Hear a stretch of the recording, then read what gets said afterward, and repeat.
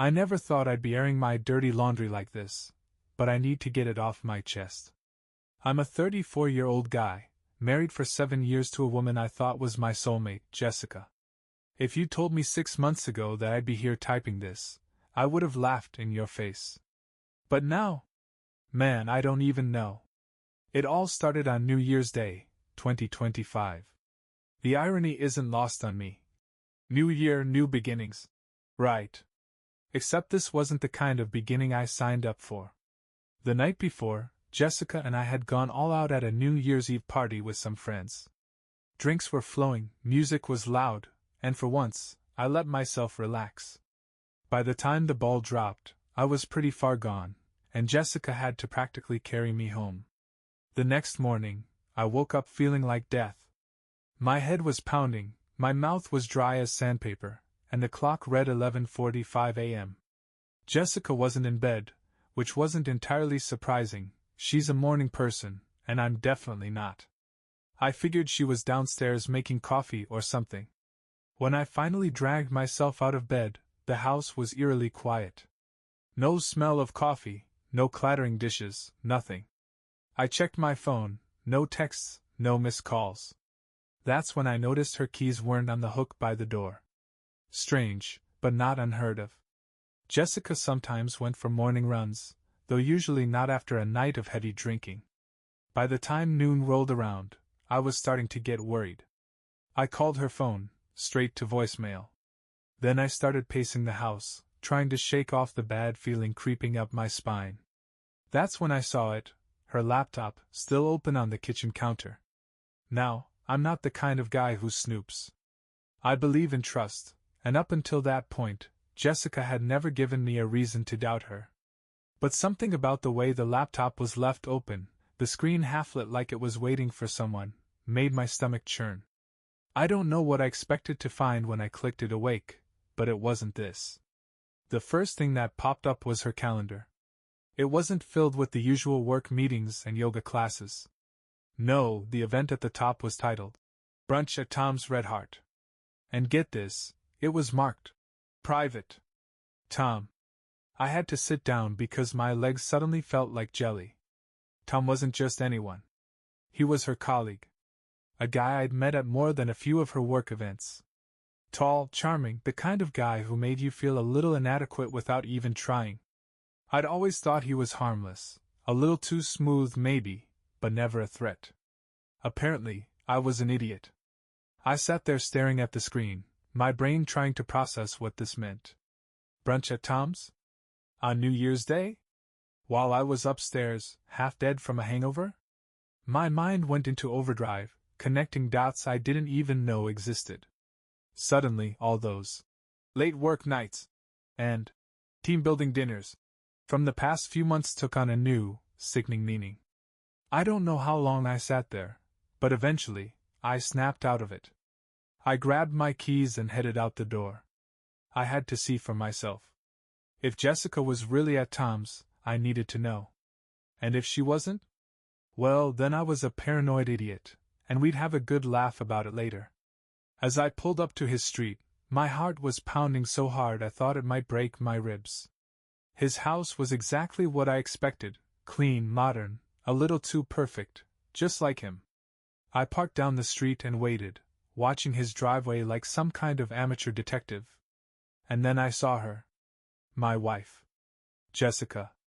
Walking out of his front door, laughing, her hair down and wild like she just rolled out of bed. She wasn't wearing her New Year's Eve dress anymore. No, she was in his shirt. Tom followed her out a few seconds later, grinning like he didn't have a care in the world. I don't remember driving home. All I know is that by the time I got back, I was shaking so hard I could barely get the key in the lock. My mind was racing. Did I confront her? Wait for her to come home and act like everything was fine? A million scenarios played out in my head, each one worse than the last. By the time Jessica walked through the door, the hangover had been replaced by something much darker. Betrayal. Anger. Hurt. And for the first time in my life, I didn't know if I could keep it together.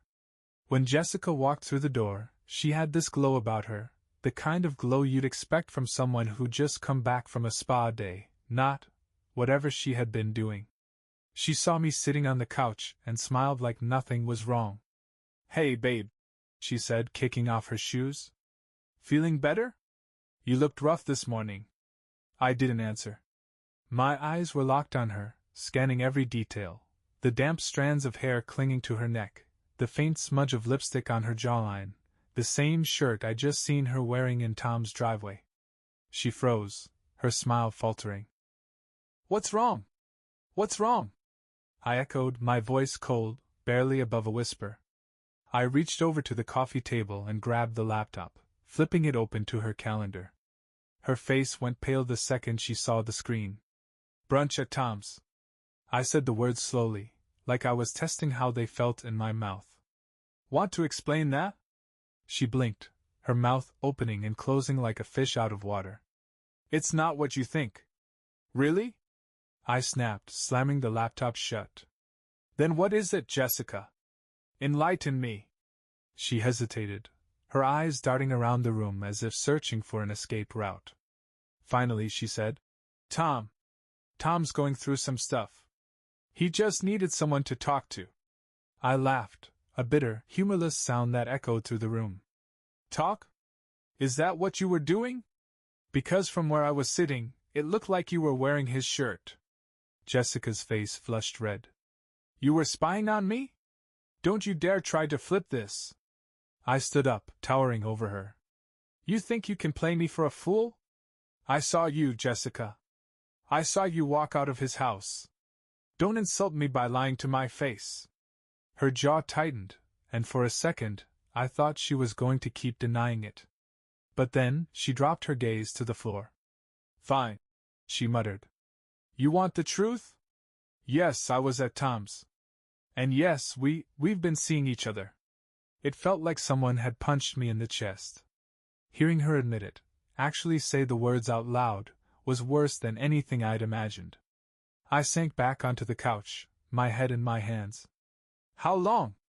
I asked, my voice barely audible. "What? How long have you been cheating on me?" She hesitated, and that hesitation was answer enough. Finally, she whispered, "A few months. A few months." Those 3 words hit me like a freight train. While I'd been sitting at home, trusting her, loving her, she'd been sneaking around behind my back with Tom. The guy I'd shaken hands with, joked with, shared drinks with at work parties. The betrayal was so layered, so complete, I didn't even know where to start. "Why?" I choked out. "What did I do? What made you?" Jessica sat down across from me, her arms crossed defensively. "It wasn't about you," she said, and the audacity of that statement almost made me laugh. "Tom and we just connected. He understands me in a way you don't." "Understands you?" I repeated, my voice rising. "Are you kidding me, Jessica? We've been married for 7 years. 7 years! And instead of talking to me, working through whatever connection you thought was missing, you decided to throw it all away for this?" Her eyes flashed with anger. "Don't act like you're perfect. You've been checked out of this marriage for months. Always working, always tired. You barely even look at me anymore. So this is my fault?" I stood up, pacing the room. "You think you can justify this by blaming me? I'm not blaming you," she shouted, standing up as well. "I'm just saying, it wasn't all sunshine and rainbows, okay? I was unhappy, and Tom was there." I couldn't believe what I was hearing. My wife was standing in front of me, not apologizing, not begging for forgiveness, but trying to rationalize her betrayal like it was some kind of unavoidable accident. "You're unbelievable," I said, shaking my head. "You think this is some Hallmark movie where you get to have your little affair and everyone just moves on. No, Jessica. This is real life. And you've destroyed it." For a moment, neither of us said anything. The silence was deafening, broken only by the sound of my ragged breathing. Finally, Jessica sat back down, her shoulders slumping. "What do you want me to say?" she whispered. "That I'm sorry? That I messed up? Fine. I am. But I can't change what happened. I stared at her, the woman I thought I knew better than anyone in the world. And for the first time, I realized I didn't know her at all. After Jessica's half-hearted apology, the silence in the house was unbearable. It felt like the walls were closing in on me. I couldn't look at her, couldn't even stand to breathe the same air. So, I did the only thing I could think of. I grabbed my jacket and stormed out. The January air hit me like a slap in the face, sharp and cold, but it didn't do much to clear my head. My thoughts were a jumbled mess, bouncing between anger, betrayal, and something I didn't want to admit, pain. I walked aimlessly, my boots crunching against the icy sidewalk, until I found myself at the local diner. It was nearly empty, just a couple of regulars nursing coffee at the counter. Perfect. I slid into a booth at the back and ordered a black coffee. The waitress, Maggie, didn't ask questions, just gave me that knowing look that said, "You've had a rough day, huh?" I stared out the window, trying to make sense of everything. Why Tom? Why now? Had our entire marriage been a lie, or was this some twisted phase she was going through? I was so deep in my thoughts, I almost didn't notice my phone buzzing on the table. For a second, I thought it was Jessica, but the screen showed an unknown number. Normally, I wouldn't answer, but something about today made me reckless. I swiped to answer and pressed the phone to my ear. Hello? There was a pause on the other end, followed by a hesitant voice. Is this Brian? Jessica's husband? The way he said it, Jessica's husband, made my stomach drop. Who's asking? This is, Mike. Tom's neighbor. He hesitated, like he was trying to decide if he should continue. Listen, I don't want to get in the middle of anything, but I saw something today, and I thought you should know. I gripped the edge of the table. What exactly did you see, Mike? There was another pause, and then he sighed. Tom and your wife. They were, well, let's just say it wasn't a friendly goodbye. I wasn't sure if I should call, but then I thought, if it were me, I'd want to know. My jaw clenched. I wanted to throw my phone across the diner, but instead, I closed my eyes and took a deep breath. Thanks for letting me know, I said tightly. Appreciate it. No problem, Mike replied quickly, like he was relieved to be off the hook. And, good luck, man. I hung up and stared at the phone in my hand, my coffee untouched. It was one thing to suspect, to catch her in the act, but to know other people had seen it? That they pitied me? That was a whole new level of humiliation. But here's the thing, Mike's call got me thinking. If Tom's neighbor noticed, who else knew? Was I the last person in my entire social circle to find out? Did they laugh behind my back while Jessica and Tom played house? The thought made my blood boil. That's when the gears started turning. I wasn't just going to sit back and be the clueless, betrayed husband. No, if Jessica and Tom thought they could humiliate me and get away with it, they had another thing coming. I didn't have a plan yet, but I knew one thing for sure. I wasn't going to let this slide. The first step? I needed more information. Jessica wasn't exactly forthcoming, and I couldn't trust anything she said at this point. But there were other ways to get the truth. I pulled out my phone again and started scrolling through my contacts until I landed on the one name that might just crack this whole thing wide open. Lindsay. Lindsay was Jessica's best friend, or at least, she used to be. They'd drifted apart over the past year, but if anyone knew the truth, it was her.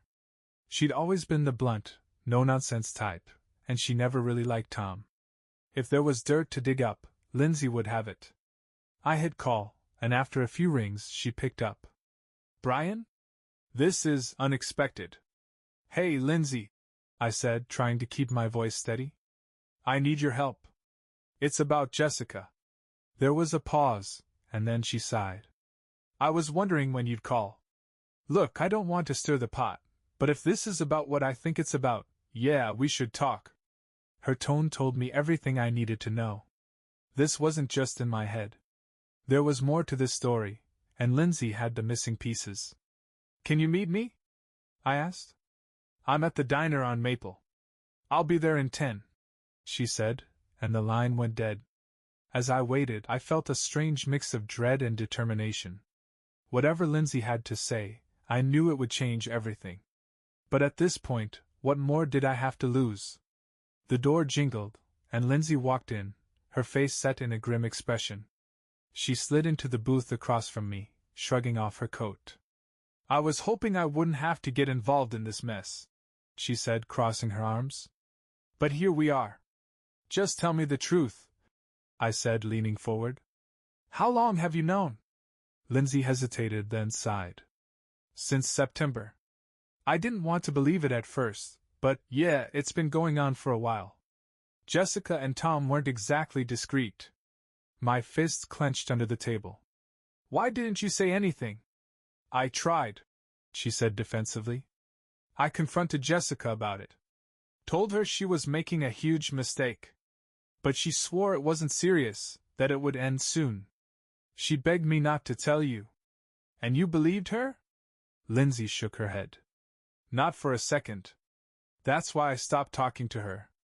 I couldn't stand by and watch her destroy her life, and yours." Her words hit me like a punch to the gut. Jessica hadn't just betrayed me, she'd dragged everyone else into her web of lies. And now, I was left to pick up the pieces. But as Lindsay spoke, an idea began to form in the back of my mind. If Jessica wanted to play dirty, maybe it was time I played the game too. Lindsay's words were like gasoline on the fire burning inside me. Jessica's betrayal was bad enough, but learning that it had been going on for months, and that others knew, was almost too much to handle. I clenched my fists under the table, feeling the rage bubbling beneath the surface.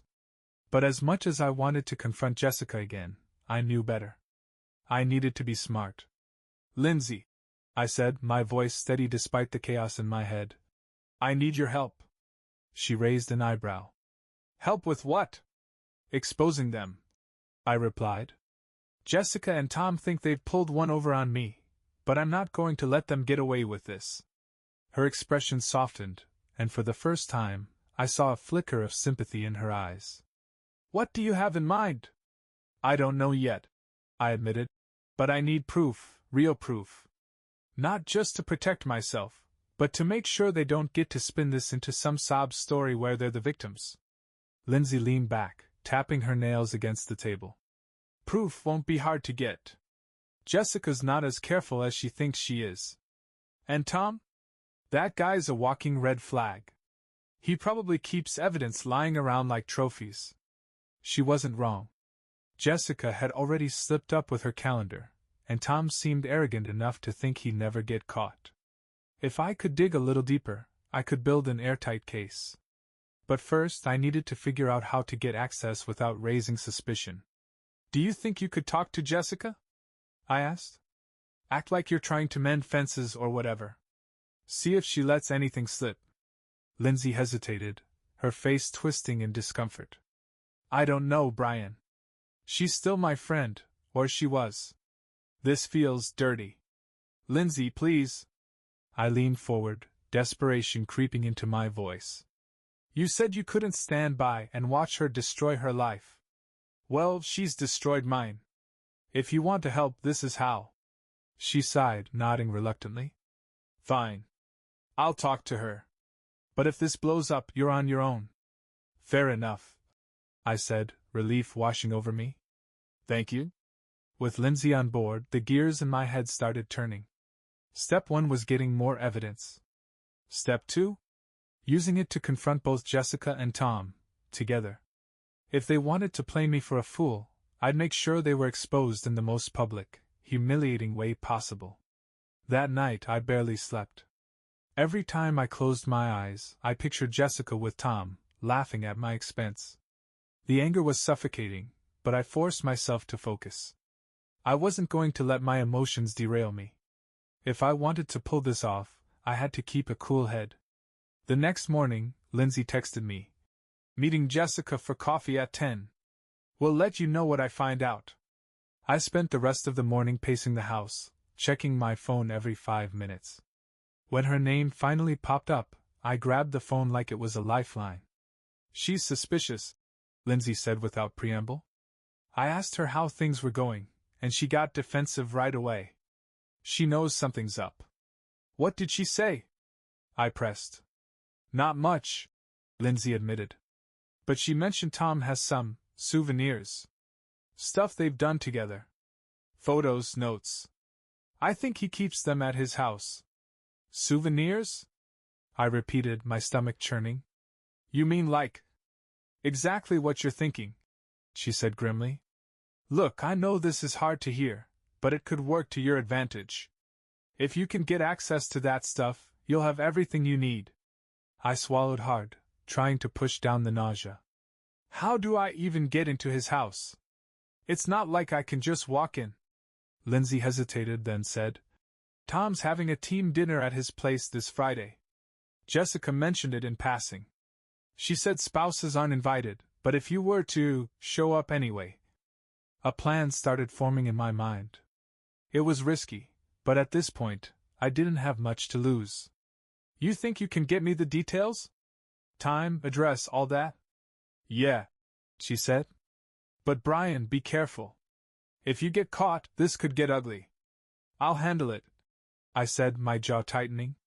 Thanks, Lindsay. I owe you. Friday couldn't come fast enough.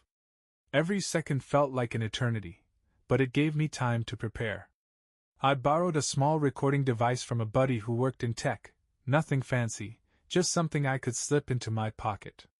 My plan wasn't just to find proof, it was to record everything. Words, actions, reactions, whatever went down, I'd have it on tape. When Friday night finally arrived, I parked a few houses down from Tom's place and waited. The lights were on, and I could see silhouettes of people mingling inside. My heart was pounding so hard I thought it might burst out of my chest, but I forced myself to stay calm. After about an hour, I saw my chance. A few people stepped out onto the patio for a smoke, leaving the front door slightly ajar. I slipped out of my car and walked toward the house, trying to blend in with the shadows. Inside, the party was in full swing. Laughter, clinking glasses, and soft music filled the air. I kept my head down, weaving through the crowd until I found the hallway that led to the bedrooms. If Tom was keeping souvenirs, they'd be in his private space. I opened the first door, guest bathroom. The second door, spare room filled with workout equipment. The third door? Bingo. It was his office. The desk was immaculate, like everything else in Tom's life, but I didn't let that intimidate me. I started going through drawers, my hands shaking slightly as I rifled through papers and files. Finally, I found it, a manila envelope labeled with Jessica's initials. I didn't have time to open it there. Footsteps echoed down the hallway, getting closer. I shoved the envelope into my jacket and slipped out, my heart pounding like a drum. I made it back to the living room just as the smokers were coming back in. No one noticed me. As I walked out the front door, I felt a strange mix of triumph and dread. I had what I needed, or at least I hoped I did. But I also knew that once I opened that envelope, there was no going back. Back in my car, I didn't even bother to pull out of the neighborhood. My hands were trembling so badly I could barely grip the steering wheel. The manila envelope sat on the passenger seat, staring at me like some cursed artifact. I kept telling myself to wait until I got home to open it, but curiosity and dread gnawed at me until I couldn't resist. I turned on the overhead light and peeled back the flap, my breath catching in my throat. The first thing I pulled out was a stack of photographs. Not digital ones either, actual, printed photos. Tom must have been feeling nostalgic, or maybe just reckless. Either way, it was worse than I imagined. The first photo was innocuous enough, Jessica and Tom sitting at what looked like a park bench. They were laughing close enough that their shoulders touched. At first glance, it could have been mistaken for a friendly moment.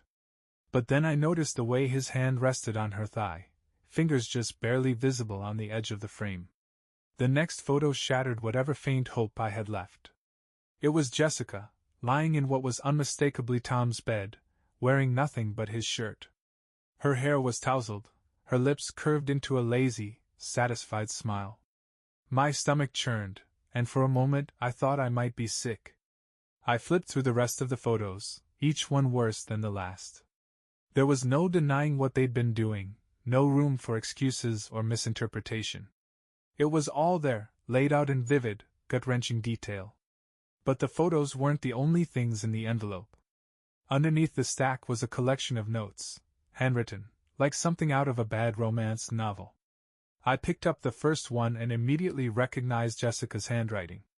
"Tom, I can't stop thinking about you. Last night was perfect. I feel like I can finally be myself when I'm with you. Thank you for making me feel alive again. J." I stared at the note, the words burning into my brain. Alive again? Was she serious? Was our life together so suffocating that she needed him to make her feel alive? The next note was worse. It wasn't from Jessica, it was from Tom. His handwriting was blocky and arrogant, just like him. "Jay, you're the best thing that's ever happened to me. I know this is messy, but I don't care. I'd give up everything to be with you. Let's stop hiding. Let's just be together. T." I clenched the paper so hard it crumpled in my fist. Tom wasn't just a fling, he was planning for something bigger. They both were. I could see it now, a future where Jessica left me and waltzed off into the sunset with Tom, leaving me to pick up the pieces. My life, my marriage, my dignity, they were all disposable to them. But the final item in the envelope was what really sent me over the edge. It was a receipt, dated 2 weeks ago, for a purchase at a jewelry store. The item? A diamond necklace. The "to" line on the gift receipt was scrawled with one name, Jessica. My heart felt like it had been ripped out of my chest. Not only was he screwing my wife, but he was buying her gifts too, lavish ones, no less. It was like they weren't even trying to hide their relationship anymore. I shoved everything back into the envelope and sat there, staring blankly at the dashboard. A whirlwind of emotions crashed over me: anger, heartbreak, humiliation. But above all, I felt a cold, steely resolve start to take shape. This wasn't just about Jessica anymore. It was about Tom too. They had taken everything from me, and they thought they could get away with it. But they were wrong. Dead wrong. I stuffed the envelope into my glove compartment, my mind already racing with ideas. I wasn't going to confront them in some explosive, emotional showdown. No, that's what they'd expect. I was going to be smarter than that. Methodical. I'd make them pay for what they'd done, not just to me, but to the life we'd built together. By the time I got home, the sun was just starting to rise. I sat on the edge of the bed, staring at the empty side where Jessica should have been. She texted earlier, saying she was staying with a friend for the night. Probably Tom's idea, to keep her out of the house while I stewed in my ignorance. But I wasn't ignorant anymore. I had the proof. And now? I had a plan. I didn't sleep that night. Who could? My mind was racing, replaying every photo, every note, every soul-crushing detail in that envelope. I wanted to rage, to scream, to punch a hole through the wall. But I knew better. Jessica and Tom had already taken so much from me. I wasn't going to give them the satisfaction of seeing me lose control. By the time the sun was fully up, I had a plan. It wasn't enough to confront them. I needed to destroy their little fantasy. I wanted them to feel the weight of their betrayal, to see their shiny new relationship crumble in the harsh light of truth. Step 1 was easy: gather more evidence. While the photos and notes were damning, I wanted to ensure there was no way they could talk their way out of this. If I was going to confront them, I needed everything laid bare. The first thing I did was call Lindsay. "Brian?" she answered groggily. "It's 7 in the morning. What's going on?" "I found proof," I said, cutting straight to the point. "Photos, notes, everything. But I need your help for the next step." There was a long pause before she sighed. "What do you need?" "I need you to keep Jessica distracted. Make plans with her, get her out of the house for a few hours. I need time to set things up." "Set what up?" Lindsay asked, her voice cautious. "You'll see," I said, my tone steely. "But trust me, she's not going to walk away from this unscathed." Lindsay hesitated, then said, "All right. I'll text her later and see if she wants to grab lunch or something. Just be careful, Brian. This could blow up in your face. It won't, I said firmly. Thanks, Lindsay. By noon, Lindsay had Jessica out of the house, and I was ready to put my plan into action. I started with the living room, clearing the coffee table and setting up my laptop. Then I pulled out the envelope, laying its contents out in neat, incriminating rows. The photos, the notes, the receipt, it was all there, a damning collage of her lies. Next, I set up the recording device I borrowed. I wasn't going to rely on memory alone when the confrontation happened.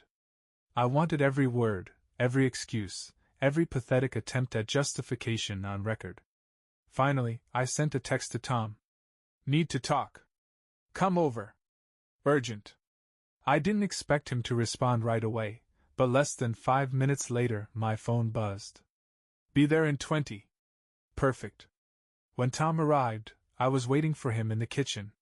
He walked in with that same cocky grin I'd come to despise, like he was already in control of the situation. Brian, he said, spreading his arms like we were old buddies. What's up, man? Everything all right? I motioned for him to sit at the table. Oh, everything's fine, I said, my tone casual. I just thought we should have a little chat.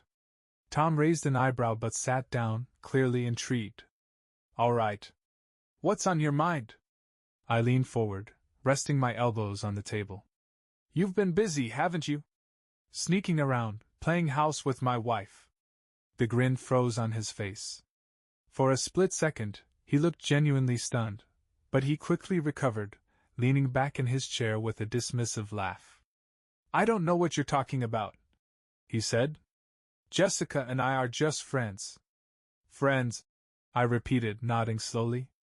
Right. Friends who write each other love notes and take cozy little photos together. Tom's smirk faltered. What are you? I didn't let him finish. I stood up, grabbed the envelope from the living room, and slammed it down on the table in front of him. Go ahead, I said. Take a look. Tom hesitated, but his curiosity got the better of him. He opened the envelope and started flipping through the photos. With each one, the color drained from his face. Care to explain these? I asked, my voice cold. Tom dropped the photos like they were burning his hands. Look, Brian. Don't, I snapped, cutting him off. Don't lie. Don't try to weasel your way out of this. You and Jessica have been sneaking around behind my back for months. I've got the photos, the notes, the receipts. I know everything. For the first time since I'd met him, Tom looked genuinely nervous. He opened his mouth to speak, but before he could get a word out, the front door opened. Brian?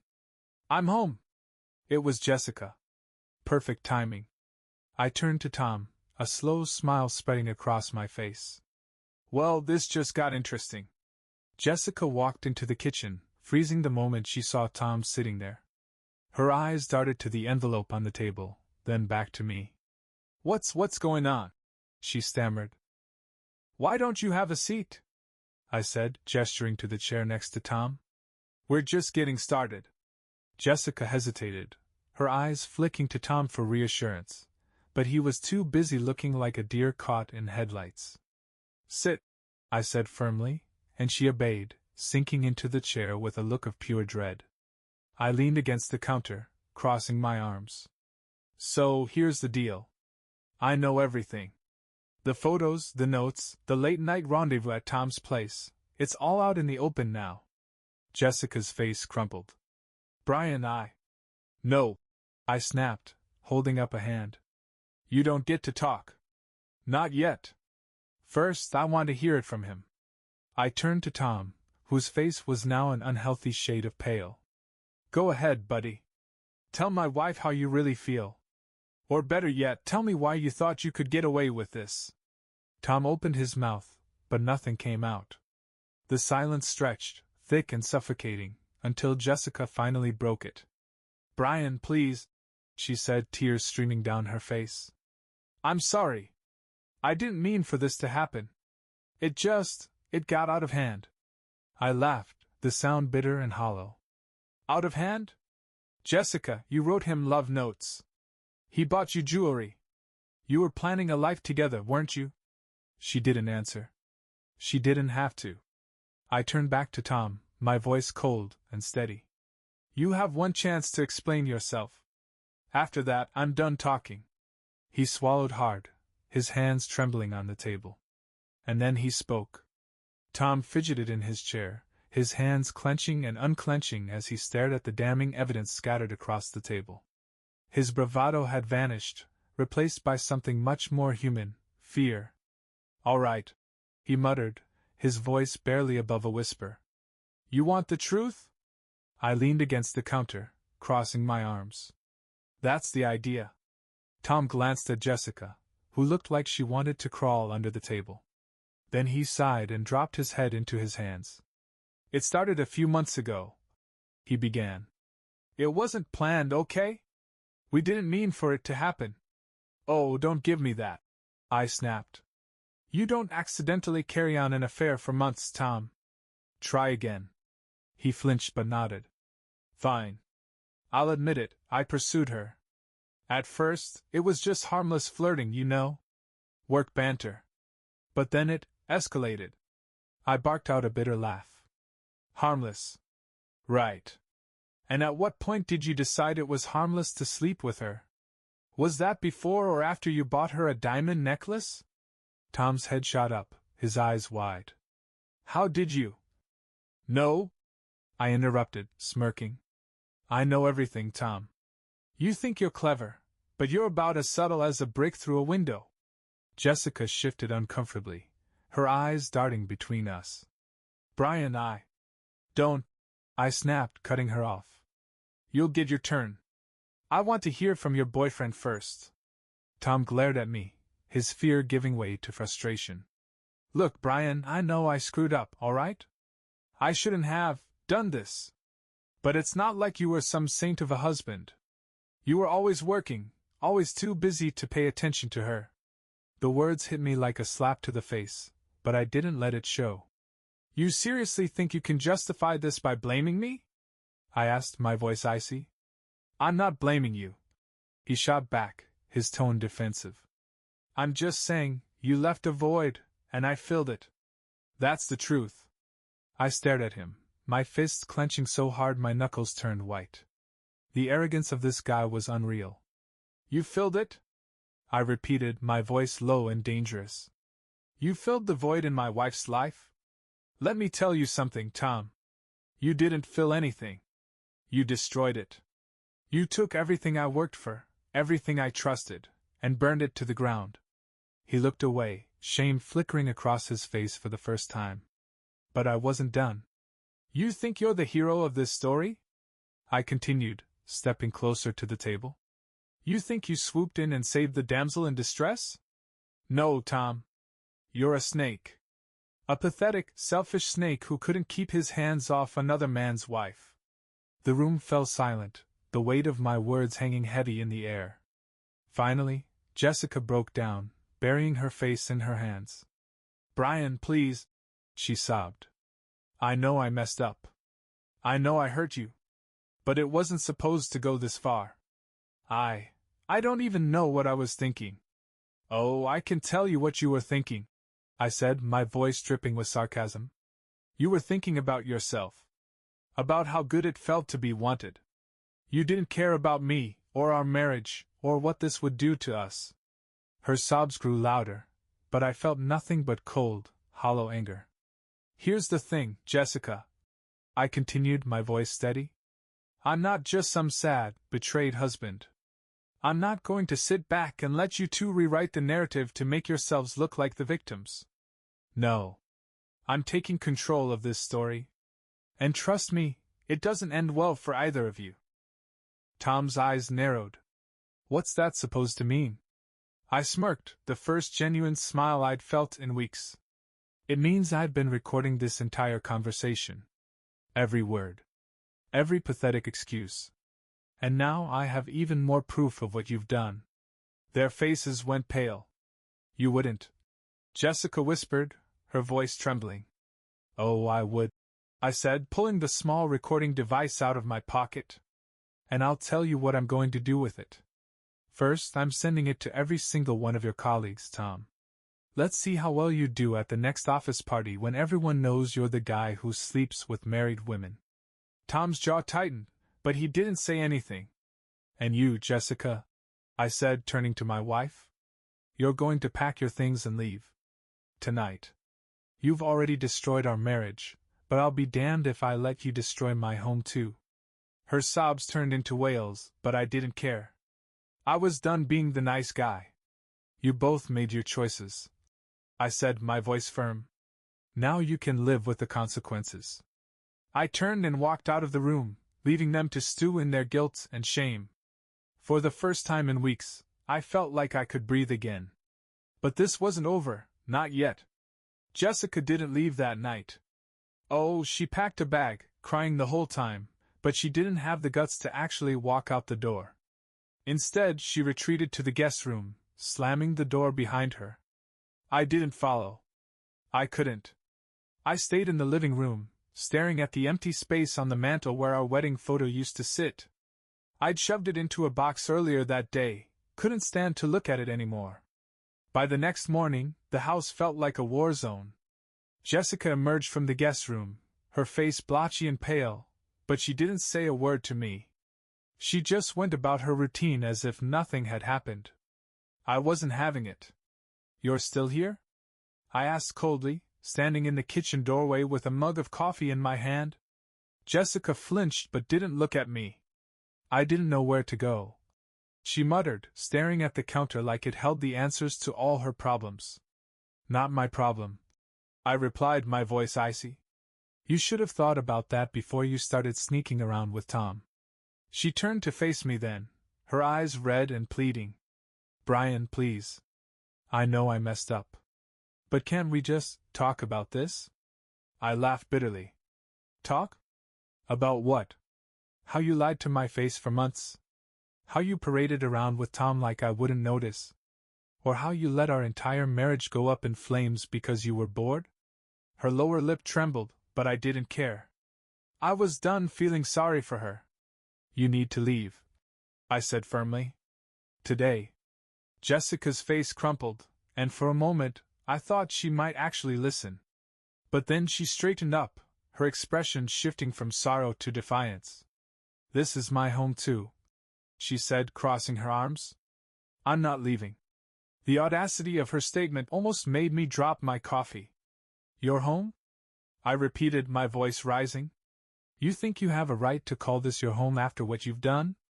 I made a mistake, she shouted, her voice cracking. But that doesn't mean you get to throw me out like I'm nothing. A mistake? I barked, slamming my mug down on the counter. A mistake is forgetting to pick up milk on the way home. What you did was a calculated betrayal. You don't get to play the victim here, Jessica. Not anymore. Her defiance wavered, and she sank into one of the kitchen chairs, burying her face in her hands. I don't have anywhere to go, she whispered. I stared at her, my anger warring with a faint, unwelcome pang of pity. She looked so small, so utterly defeated. But I couldn't let that sway me. Not after everything she'd done. Figure it out, I said, my voice softer but no less firm. You made your bed. Now lie in it. Over the next few days, Jessica's world began to unravel. She tried to stay, hovering around the house like a ghost, but I made it clear there was no path to reconciliation. I kept my distance, barely speaking to her except to remind her that she needed to leave. Eventually, she packed her things and moved into a cheap motel across town. I found out from Lindsay that Jessica had been reaching out to friends, begging for a place to stay, but no one wanted to get involved. Word had started to spread about her affair with Tom, and people weren't exactly lining up to offer their support. It got worse for her when Tom's wife, Rachel, found out. Turns out, my little recording made its way into Rachel's inbox, an anonymous gift from yours truly. Rachel didn't just confront Tom, she threw him out of the house and filed for divorce the next day. Jessica called me after that, sobbing into the phone. Rachel's ruined my life, she cried. Everyone knows now. They're calling me names, Brian. People I thought were my friends won't even look at me. Maybe you should have thought about that before you decided to cheat, I said coldly, hanging up without waiting for her response.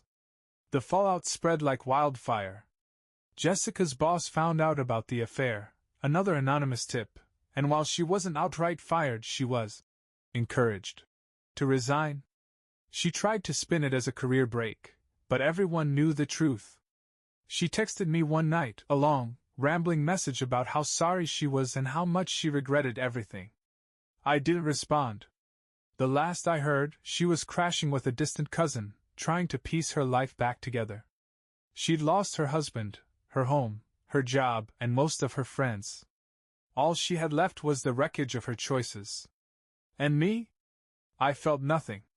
No satisfaction, no joy, not even anger anymore. Just emptiness.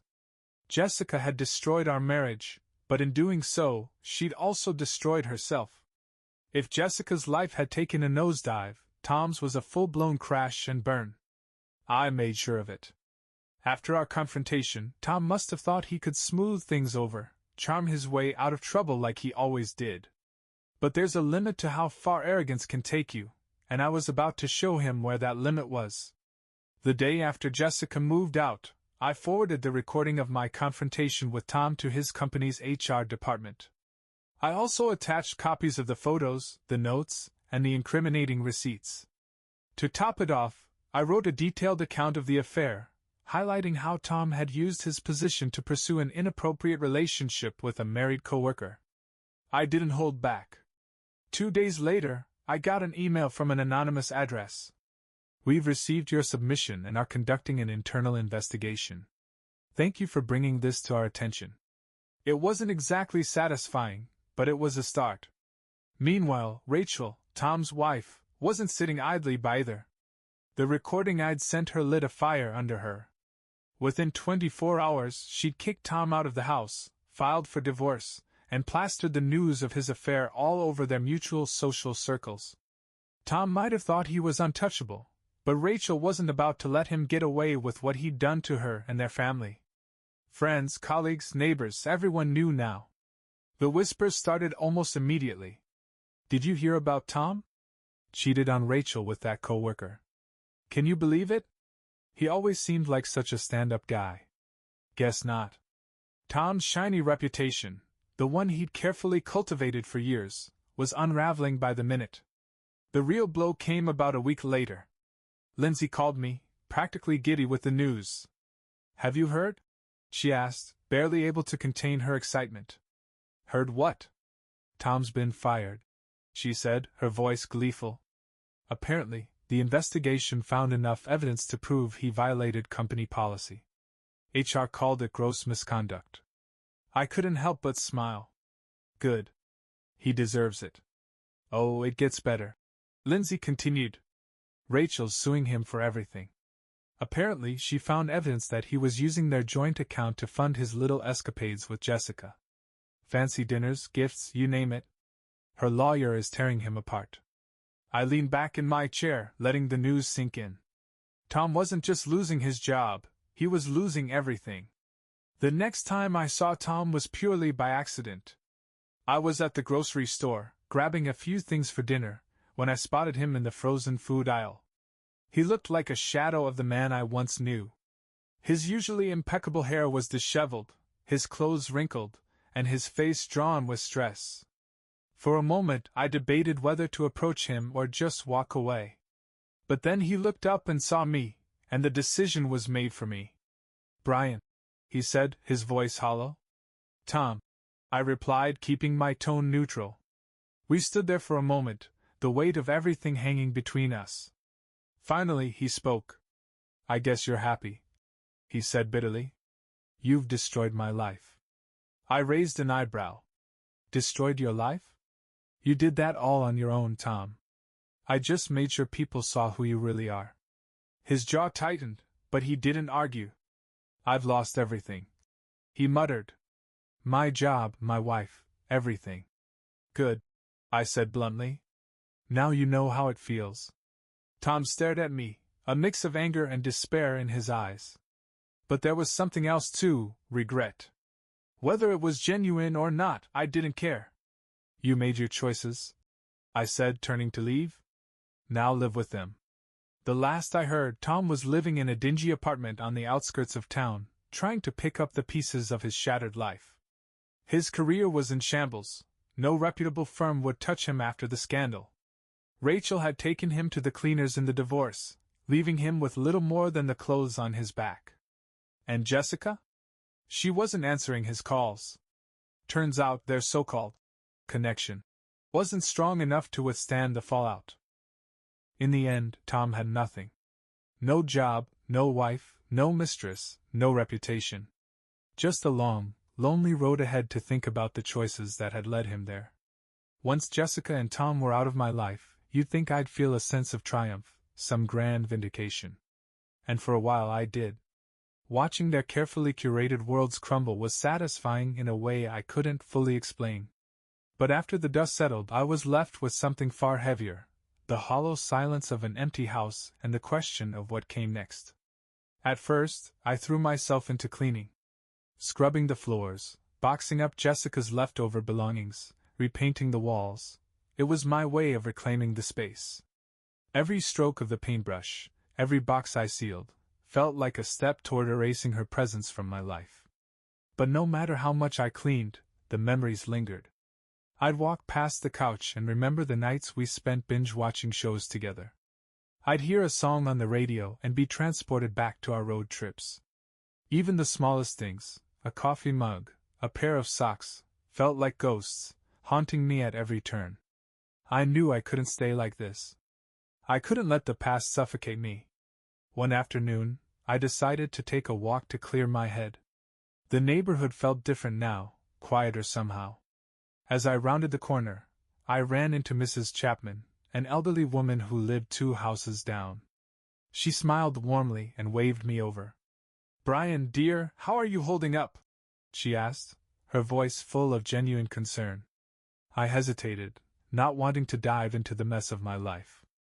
"I'm managing," I said with a weak smile. She patted my arm. "Well, if you ever need a chat or some homemade cookies, you know where to find me." Her kindness caught me off guard. It reminded me that not everyone in my life was a part of the betrayal. There were still good people around, people who cared. That small interaction sparked something in me. I realized I'd been isolating myself, wallowing in my own misery. If I wanted to move forward, I needed to reconnect, with friends, with family, with the world. The first step was reaching out to my brother, Mark. We hadn't been close in years.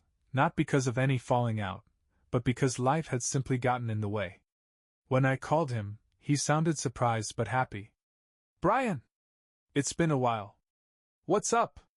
I need a favor," I said, feeling awkward. "Mind if I crash at your place for a weekend? I just need to get out of the house." "Of course," he said without hesitation. "Come over any time." Spending time with Mark and his family was exactly what I needed. His kids were a whirlwind of energy, dragging me into board games and soccer matches in the backyard. For the first time in weeks, I found myself laughing, genuinely laughing.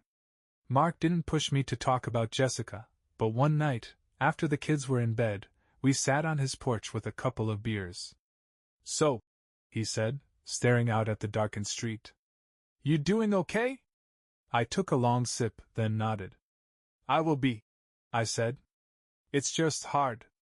7 years, you know? Feels like I wasted so much time." Mark shook his head. "It wasn't wasted, Brian. You loved her, and for a while, she loved you too. That's not nothing. But now you've got a chance to start fresh." His words stuck with me. Start fresh. It sounded simple, but the idea of rebuilding my life felt overwhelming. Still, it was better than the alternative, staying stuck in the past. Over the next few weeks, I started taking small steps toward healing. I joined a gym, not just to blow off steam but to feel like I was taking care of myself again. I reached out to old friends, catching up over coffee or beers. And, at Lindsay's suggestion, I started seeing a therapist. At first, therapy felt strange, sitting in a quiet room, talking about my feelings with a stranger. But my therapist, Dr. Taylor, had a way of cutting through the noise. "Brian," she said during one session, "you've been through a betrayal that's shaken the foundation of your life. It's okay to grieve that. But it's also okay to start dreaming about what comes next." "What comes next?" I repeated, almost bitterly. "I have no idea what that even looks like." "That's the beauty of it," she said with a smile. "You get to decide." One day, I found myself walking through a park I hadn't been to in years. The air was crisp, the trees bare, but there was something peaceful about the scene. I sat on a bench, watching a group of kids play tag, their laughter echoing through the empty spaces in my heart. For the first time, I didn't feel angry or bitter. I didn't feel like a victim. I just felt calm. And in that moment, I realized something. I wasn't defined by Jessica's betrayal or Tom's arrogance. I wasn't defined by my pain. I was still me, Brian. And I had a whole life ahead of me, one that didn't include lies or deceit. It wasn't going to be easy, and it wasn't going to happen overnight. But I was ready to try. Just as I was starting to feel like I had my feet under me again, life decided to throw me a curveball. It came on a quiet Tuesday evening when my phone buzzed with an unknown number. Normally, I'd let it go to voicemail, but something about this felt off. "Hello?" I answered, balancing the phone against my ear as I stirred the pot of spaghetti sauce on the stove. "Brian?" The voice was hesitant, familiar in a way that made my stomach churn. "Jessica?" I said, the word leaving a sour taste in my mouth. "What do you want?" "Please, just hear me out," she said quickly. "I wouldn't have called if it wasn't important." I sighed, leaning against the counter. "You've got 2 minutes. Go." There was a long pause, and then she dropped the bombshell. "I'm pregnant," she said, her voice trembling. The world seemed to tilt on its axis. I gripped the counter to steady myself, her words echoing in my head. "You're what?" I asked, my voice sharp. "Pregnant," she repeated, barely above a whisper. "And before you ask, I don't know if it's yours or Tom's." My chest tightened, anger and disbelief flooding me in equal measure. Of course, she didn't know. How could she, given the mess she'd made of our lives? "And you're telling me this because?" I asked, trying to keep my voice calm. "Because you deserve to know," she said. "And because, if it is yours, I don't want to raise this child without you." I laughed bitterly, shaking my head. "Unbelievable. You blow up our marriage, destroy everything we built, and now you're coming back to me with this? You think I'm just going to sweep it all under the rug because of a maybe baby?" "No," she said quickly. I don't know what to do, Brian. I'm scared." Her words struck a nerve, not because I felt pity for her, but because they reminded me of the man I used to be, the one who would have dropped everything to protect her, to fix things, to be the rock she needed. But that man was gone, replaced by someone harder, more cautious. "Get a paternity test," I said flatly. "And until you do, don't contact me again. Brian, please." I hung up, my hands trembling as I set the phone down on the counter. Over the next few days, the call haunted me. I told myself it didn't matter, that the baby was probably Tom's, and that I owed Jessica nothing. But the doubts crept in, whispering in the back of my mind. What if it was mine? What if I was about to walk away from my own child? Eventually, I couldn't take it anymore. I called Jessica back, agreeing to meet her at a neutral location, a coffee shop across town. When I walked in, she was already there, sitting at a corner table with her hands wrapped tightly around a mug. She looked different, smaller, almost fragile. "Thanks for coming," she said as I sat down. "Let's just get to it," I said, my tone brisk. "What's the plan?" "I've scheduled a paternity test," she said, her voice barely above a whisper. "The results should be back in a week." I nodded, not trusting myself to speak. The thought of waiting a whole week for answers felt unbearable, but there was no other option. That week was a blur of sleepless nights and endless what-ifs. I threw myself into work, the gym, anything to keep my mind off the looming uncertainty.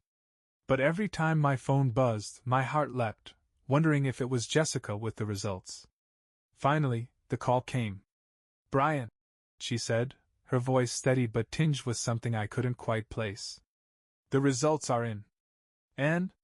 I asked, bracing myself. There was a long pause before she spoke. "The baby is yours." The room spun, the weight of her words crashing down on me. This wasn't just about me and Jessica anymore. This was about an innocent life caught in the middle of our mess. For the first time in weeks, I felt truly lost. What was I supposed to do now? The words, "The baby is yours," echoed in my head long after the call ended. I sat there in silence, staring at the phone like it might suddenly reveal all the answers. But no answers came. Just a suffocating weight pressing down on my chest. This wasn't part of the plan. I was supposed to move on, rebuild my life, and leave Jessica and all her betrayals behind. But now there was a child. My child. And no matter how much I wanted to sever ties with her, this changed everything. The next morning, I called Jessica. "We need to talk," I said, skipping the pleasantries. "I know," she replied softly. "When and where?" We agreed to meet at the park near my house. It was public enough to avoid another emotional blow-up but quiet enough to have a real conversation.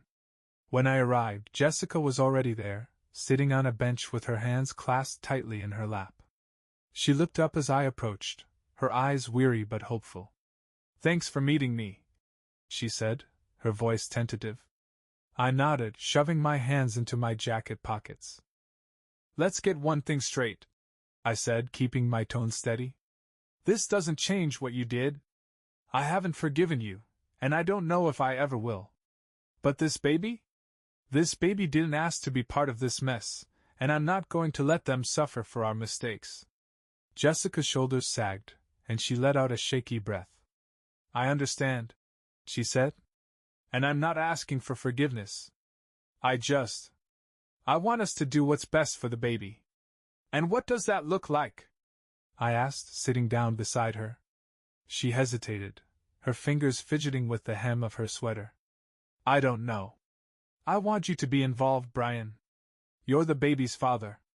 But I also know I'm the last person you want to be around right now. You got that right?" I muttered. Her lips pressed into a thin line, but she didn't argue. The conversation that followed was one of the hardest of my life. We talked about logistics, doctor's appointments, financial support, custody arrangements. Every word felt heavy, like I was signing up for a life I wasn't ready for. But at the same time, I knew I couldn't walk away. "I want joint custody," I said firmly. "I'm not going to be some part-time dad who only shows up on weekends." Jessica nodded. "That's fair. I want the baby to know you, Brian. To know that they're loved." Her sincerity caught me off guard, but I didn't let it show. "Good," I said.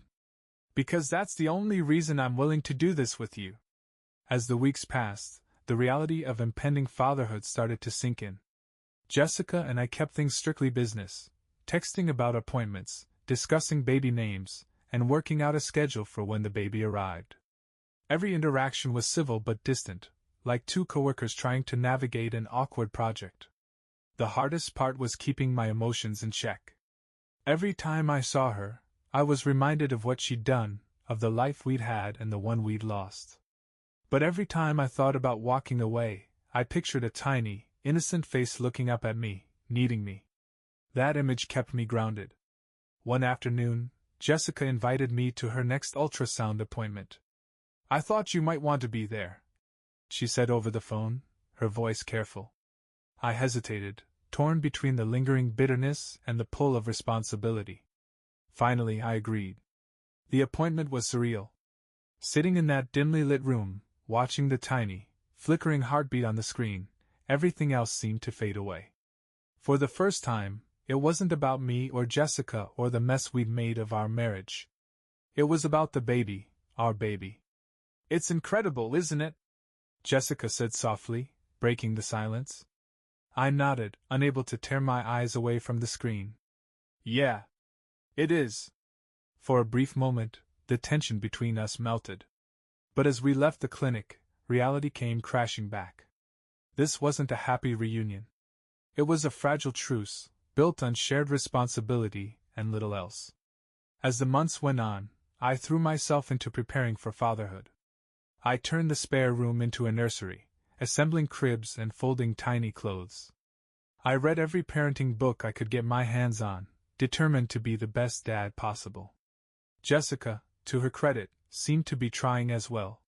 She stayed in her own space, respecting the boundaries I'd set, and kept her focus on the baby. But every now and then, I'd catch her looking at me with a mix of regret and longing.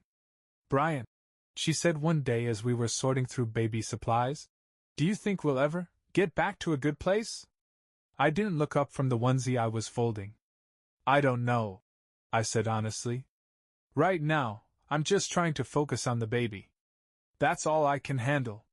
She nodded, her expression unreadable. "I understand. I want you to know I'm sorry. For everything." I didn't respond. There wasn't anything left to say. The baby arrived on a rainy September night, a tiny, squirming bundle with my eyes and Jessica's nose. As I held them for the first time, all the anger, all the bitterness, seemed to fall away. This child was a new beginning, a chance to build something good out of the wreckage of our lives. And as I looked down at them, I silently promised to be the father they deserved, no matter what it took. Life as a single father wasn't what I'd imagined for myself, but then again, none of this was. The baby, Nathan, after my late grandfather, became my whole world. From the moment I held him in the hospital, everything else faded into the background. The betrayal, the anger, the bitterness, they were still there, but quieter now, drowned out by the weight of his tiny, perfect presence. Jessica and I managed to establish a rhythm, though calling it smooth would have been a stretch. Co-parenting with someone who'd shattered my trust was like walking a tightrope. One wrong step, and everything could come crashing down. Our arrangement was straightforward. Nathan would stay with me 3 nights a week, then with Jessica for 3, with Sundays reserved for shared time. It was hard at first. Handing him off to Jessica felt like losing a piece of myself every time. But I reminded myself that this wasn't about me or her. It was about Nathan and giving him a chance at stability, no matter how fractured our lives were.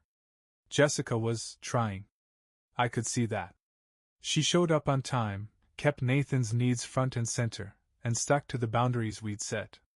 But every now and then, she'd slip, an overly personal text, a lingering look, a question that hinted at something more.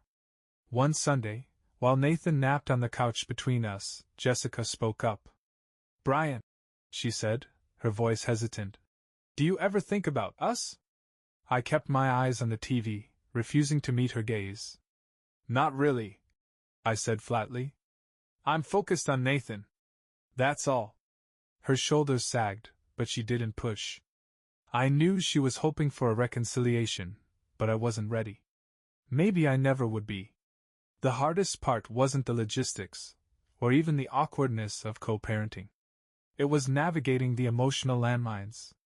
Every milestone, Nathan's first smile, his first laugh, his first wobbly attempts at crawling, was a reminder of what we'd lost. There were times when I caught myself watching Jessica interact with Nathan, her face soft and full of love, and wondered if there was still a version of us that could work. But those moments were fleeting, quickly snuffed out by the memory of her betrayal. Then came the holidays. Thanksgiving was the first major test. Jessica suggested we celebrate together for Nathan's sake, but the thought of playing happy family was more than I could handle. Instead, we split the day. She got the morning, and I got the evening. Christmas was worse. Jessica insisted on spending the day as a family, even offering to host at her apartment. "It's what's best for Nathan," she argued. I reluctantly agreed, but walking into her apartment on Christmas morning felt like stepping into enemy territory. The place was cozy, decorated with string lights and an overly ambitious tree, but it didn't feel like home. Jessica greeted me with a nervous smile, Nathan balanced on her hip. "Merry Christmas," she said, her voice soft. I forced a smile. Merry Christmas. The day was fine. We exchanged polite conversation, took turns helping Nathan open his presents, and shared a straying dinner. But beneath the surface, the tension was palpable. Every laugh felt forced, every smile tinged with something unsaid. When I left that evening, I felt more exhausted than ever.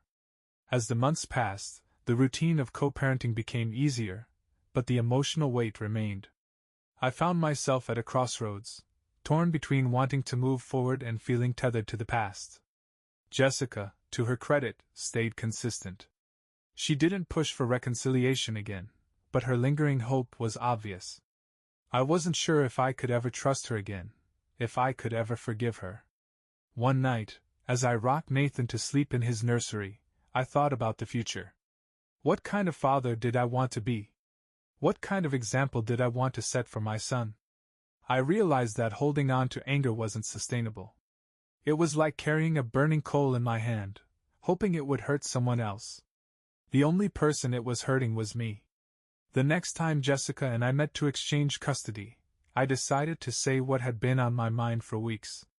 Jessica, I began, shifting uncomfortably. I've been thinking about everything. About us, about Nathan, about the future. She looked at me, her expression cautious but hopeful. I'm not saying I'm ready to forgive you, I continued, but I don't want us to keep walking on eggshells around each other. For Nathan's sake, we need to find some kind of peace. Her eyes softened, and for the first time in a long time, she smiled. I'd like that, she said. I want to make things right, Brian. Even if it's just as co-parents. I nodded, feeling a weight lift off my chest. It wasn't a resolution, not entirely. But it was a start. Our truce was fragile, like a house of cards balanced in a breeze. But it was there, and for Nathan's sake, I was determined to make it work. Jessica and I fell into a rhythm that wasn't exactly easy, but it was functional. Slowly, we started finding ways to navigate the mess we'd made of our lives. For starters, we stopped avoiding the tough conversations. One evening, during one of our custody exchanges, Jessica lingered in the doorway after handing Nathan over. Brian, she said, shifting her weight nervously. Can we talk? Just for a minute? I sighed, already feeling the walls go up. What is it? She took a deep breath. I know I've said this before, but I need to say it again. I'm sorry. For everything. For what I did to you, to us, to our family. I don't expect you to forgive me, but I need you to know that I regret it every single day. Her words hung in the air, and for the first time, I didn't feel the sharp sting of anger. Instead, I felt tired. Tired of carrying the weight of resentment. I know you're sorry, I said finally. And I believe you. But forgiveness, it's not something I can just flip a switch on. It's going to take time. She nodded, her eyes glistening. I understand. And I'll wait as long as it takes. Despite the progress we were making, there were still moments when the past threatened to pull me back. One night, as I was putting Nathan to bed, he reached out and grabbed my finger with his tiny hand. Dada, he babbled, his eyes sparkling with joy. My heart swelled, but it also ached. Nathan was the best thing to come out of my marriage to Jessica, but he was also a constant reminder of what could have been. Jessica and I started spending more time together, not as a couple, but as co-parents who were trying to give their son a sense of normalcy. We took Nathan to the park, shared milestone moments, and even managed to laugh together now and then. One day, as we watched Nathan toddle unsteadily across the grass, Jessica turned to me. You're an amazing dad, you know that? She said, her voice soft. I glanced at her, surprised. I'm just trying to do what's best for him. She smiled. Well, you're doing a great job. Nathan's lucky to have you. For a moment, I didn't know what to say. The bitterness I'd carried for so long felt lighter somehow. But peace wasn't just about making things work with Jessica. It was about rebuilding myself, too. I started saying yes to things I'd been putting off for years, joining a softball league, taking a weekend trip with my brother, even signing up for a photography class. It was during one of those classes that I met Sarah. She was funny, quick-witted, and refreshingly straightforward. We bonded over our shared lack of camera skills, laughing at our blurry, poorly lit attempts at art. At first, I was hesitant to pursue anything. The wounds from my marriage were still fresh, and I wasn't sure if I was ready to open myself up again. But Sarah had a way of making me feel normal. Like I wasn't just the guy whose wife cheated on him. When I told Jessica about Sarah, her reaction caught me off guard. "That's great," she said, her smile tight. "Is it?" I asked, raising an eyebrow. "Yes," she said quickly. "I want you to be happy, Brian. You deserve that." There was something in her tone that hinted at sadness, but she didn't push. As Sarah and I grew closer, I found myself facing a new kind of challenge, blending my past with my present. Introducing her to Nathan was a big step, one I didn't take lightly. But when the time came, it was like watching two pieces of my life fit together seamlessly. Jessica, to her credit, handled it well. She stayed supportive, even when it was clear that seeing me move on was difficult for her. In the end, finding peace wasn't about erasing the past. It was about accepting it, acknowledging the pain, the mistakes, and the lessons, and choosing to move forward anyway. Jessica and I would never be what we once were, but we'd found a way to coexist. For Nathan, for ourselves, and for the future we were both trying to build. And for the first time in a long time, I felt like I wasn't just surviving, I was living. Life has a way of dragging you back to chaos just when you think you're finally free of it. When the paternity test confirmed that Jessica's second child was mine, it felt like history repeating itself. But this time, I wasn't the same man who had stumbled blindly through heartbreak and betrayal. I had boundaries, support, and a clear sense of what I would, and wouldn't, accept. Jessica and I met to establish a plan. Sitting across the table from her, with legal documents spread between us, I laid out my terms, clear custody arrangements, a co-parenting schedule, and no blurred lines about what we were to each other. "I just want to do what's right for the baby," Jessica said, her voice calm but subdued.